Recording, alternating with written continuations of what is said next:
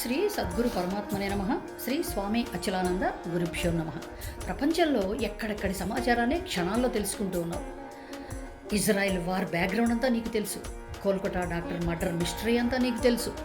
నీకు తెలియదల్లా ఒక్కటే, నేను ఆత్మని అని నీకు తెలియడంలా, నీలో ఉన్న ఆత్మశక్తిని నీవు గుర్తించడంలా. సరేనండి, నేను ఆత్మ అని నాకు ఇప్పుడు ఎలా తెలుస్తుందండి, నేను ఎలా గుర్తించాలి?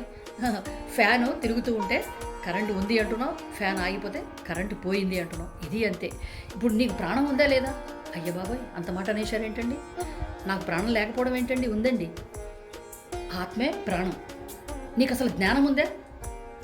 అమ్మో, నాకు జ్ఞానం లేకపోవడం ఏంటండి? జ్ఞానం లేకపోతే మీతో ఎలా మాట్లాడతానండి? ఆత్మే జ్ఞానం. నీలో చైతన్యం ఉందా? కావలసినంత ఉందండి. శరీరం ఊరుకోదు, మనస్సు ఊరుకోదు, కదులుతూనే ఉంటాయండి.